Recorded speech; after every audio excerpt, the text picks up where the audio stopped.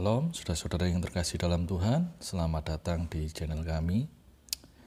Ya, puji nama Tuhan. Sebelum kita merenungkan firman Tuhan, pada hari ini saya ajak semua untuk berdoa terlebih dahulu.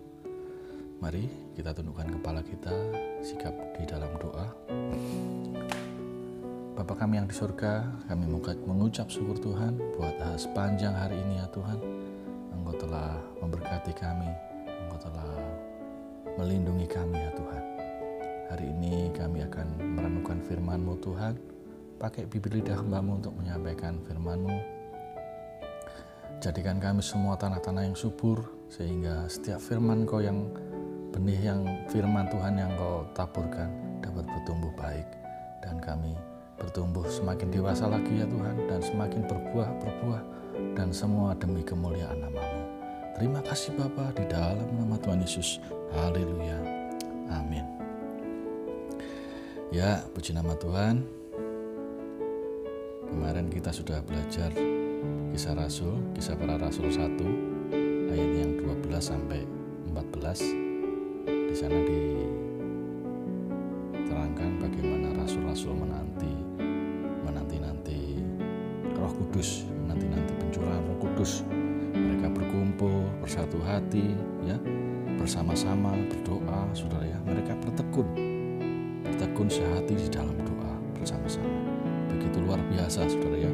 Jemaat mula-mula ya, jemaat, kalau saudara ingin melihat jemaat yang mula-mula ya, orang Kristen mula-mula ya ini saudara ya. Ya. Dan untuk selanjutnya kita akan bahas Kisah Rasul 1, masih di dalam Kisah Rasul pasal 1 saudara ya, ayat yang ke-15 sampai ayat yang ke-26. Saya akan bacakan untuk kita semua. Judul di dalam perikopnya adalah Matias dipilih menggantikan Yudas. Pada hari-hari itu berdirilah Petrus di tengah-tengah saudara-saudara yang sedang berkumpul itu, kira-kira 120 orang banyaknya. Lalu berkata, "Hai saudara-saudaraku, haruslah genap nas kitab suci yang disampaikan Roh Kudus dengan perantara Daud tentang Yudas, pemimpin orang-orang yang menangkap Yesus itu. Dahulu ia termasuk bilangan kami dan mengambil bagian di dalam pelayanan ini.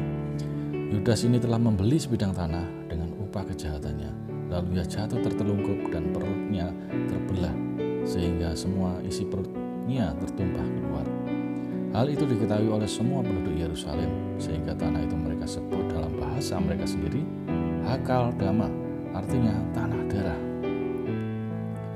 Sebab ada tertulis dalam kitab Mazmur, biarlah perkemahannya menjadi sunyi, dan biarlah tidak ada penghuni di dalamnya, dan biarlah jabatannya diambil orang lain. Jadi harus ditambahkan kepada kami seorang dari mereka yang senantiasa datang berkumpul dengan kami selama Tuhan Yesus bersama-sama dengan kami, yaitu mulai dari baptisan Yohanes sampai hari Yesus terangkat ke surga, meninggalkan kami untuk menjadi saksi dengan kami tentang kebangkitannya."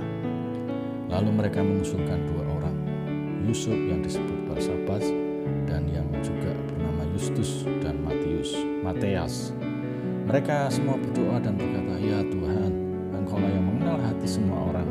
Tunjukkanlah kiranya siapa yang Engkau pilih dari kedua orang ini untuk menerima jabatan pelayanan, yaitu kerasulan yang ditinggalkan Yudas yang telah jatuh ke tempat yang wajar baginya." Lalu mereka membuang undi bagi kedua orang itu, dan yang kena undi adalah Matias, dan dengan demikian ia ditambahkan kepada bilangan ke-11 rasul itu. Ya, puji nama Tuhan. Di sini pada waktu itu ya, Petrus berdiri di depan orang-orang banyak, sekitar 120 orang banyaknya ya. Mereka berkumpul ya, pengikut Yesus pada waktu itu.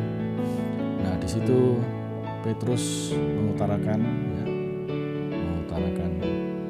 isi hatinya juga ya, dan melihat bagaimana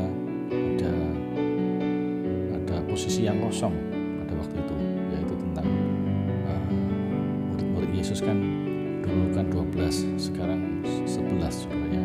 Jadi harus genap 12 saudara ya. Nah, itu kita sudah tahu ya tentang ceritanya Yudas, bagaimana Yudas adalah seorang pengkhianat yang menjual Yesus dan dia mati bunuh diri, saudara ya. Nah, disitulah ada posisi kosong di dalam pelayanan di kerasulan pada waktu itu. Nah, di situ ya sudah dirapatkan ya pada waktu itu, dan dipilihlah, saudara ya, dipilihlah 2 orang, saudara ya. Dipilihlah 2 orang, yaitu siapa, saudara? Yusuf yang disebut Barsabas, lalu juga Matias, saudara ya. Nah, saudara, di dalam pemilihan ini juga luar biasa, saudara ya. Di dalam pemilihan ini bukan sembarangan orang ya, kalau di dalam memilih seorang yang bisa yang melayani Tuhan ya, harus benar-benar mempunyai teladan yang luar biasa ya, saudara ya. Nah, saudara, di sini kami bisa, yang saya dapatkan di sini adalah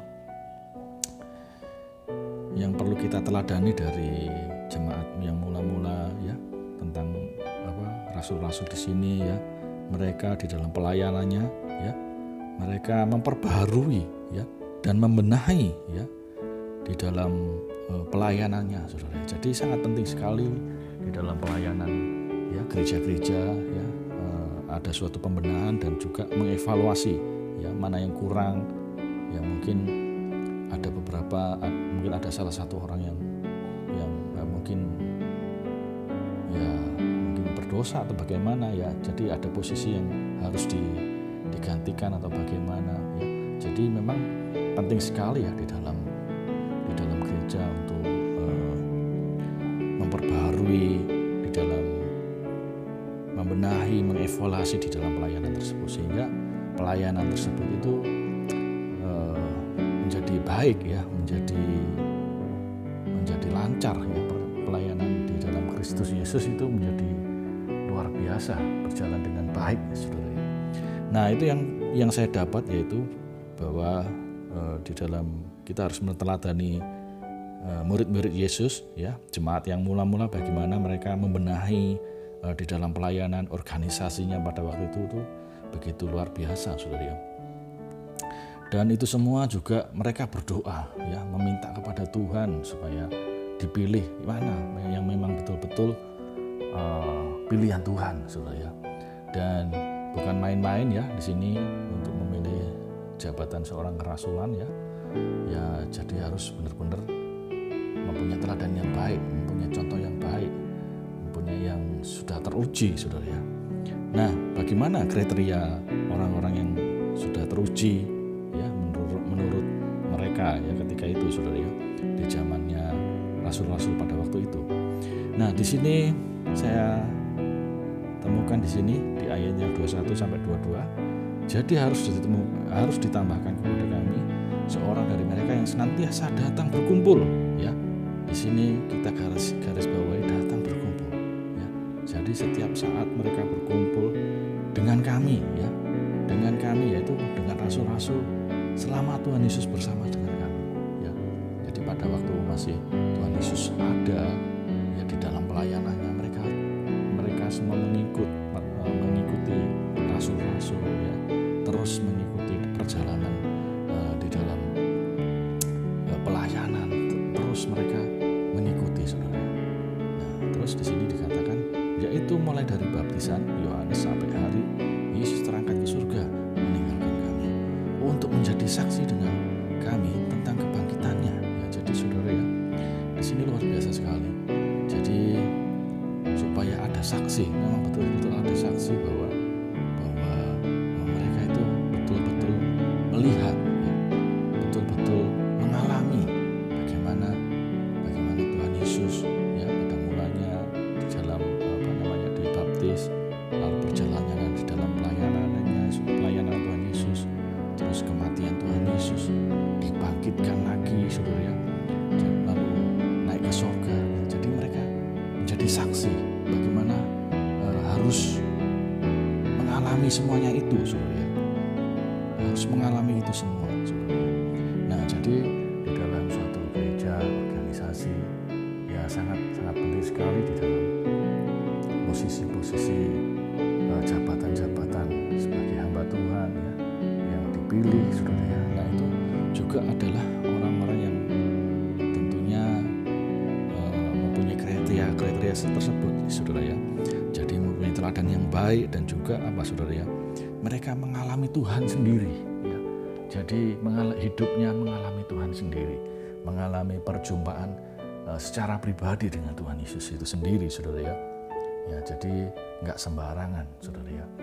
Nah, itu yang saya dapatkan di sini di Kisah Rasul pasal 1 ayat 15 sampai ke 26 ini, yaitu yang pertama adalah pembaharuan dan pembenahan di dalam suatu pelayanan, saudara ya. Mengevaluasi pelayanan, saudara. Nah, itu yang pertama dan perlu kita contoh, perlu kita teladani ya, gereja mula-mula pada waktu itu, saudara. Lalu yang kedua, di dalam persyaratan ya, syarat-syarat untuk kerasulan ya, syarat-syarat untuk untuk jabatan di dalam kerasulan, yaitu apa, saudara? Syarat-syaratnya di sini adalah orang-orang yang benar-benar mengalami Tuhan ya, mengalami Yesus, berjumpa dengan Tuhan Yesus itu sendiri, saudara ya, sehingga bisa memberitakan bersaksi bagaimana Tuhan Yesus itu seperti apa, yaitu Yesus adalah jalan keselamatan itu sendiri, saudara ya. Nah, jadi itu yang saya dapatkan, ada 2 poin ya, dan kiranya renungan-renungan yang singkat ini bisa memberkati kita semua ya, memberkati kita semua di dalam kita bergereja dimanapun saudara berada. Kiranya Tuhan Yesus memberkati. Puji nama Tuhan. Demikian firman Tuhan. Mari kita satu dalam doa, kita tutup di dalam doa. Terima kasih Bapa, pada hari ini kami sudah mendengarkan firman-Mu ya Tuhan. Meteraikan firman-Mu dari dalam setiap kami semua yang mendengarkannya Tuhan. Engkau memberkati firman-Mu ini. Biarlah setiap benih-benih firman ini dapat bertumbuh, dan kami juga semakin bertumbuh dan berbuah semakin lebat, dan semua untuk kemuliaan nama-Mu ya Tuhan.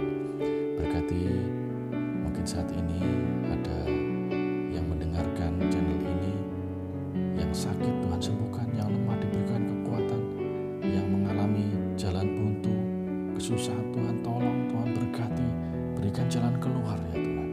Tuhan, kami juga berdoa untuk setiap bangsa, kami juga berdoa untuk bangsa kami Indonesia. Berkati bangsa kami Indonesia, biarlah bangsa kami Indonesia penuh dengan kemuliaan nama-Mu.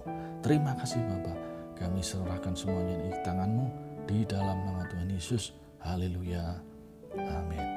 Puji nama Tuhan. Demikian firman Tuhan. Tuhan Yesus memberkati.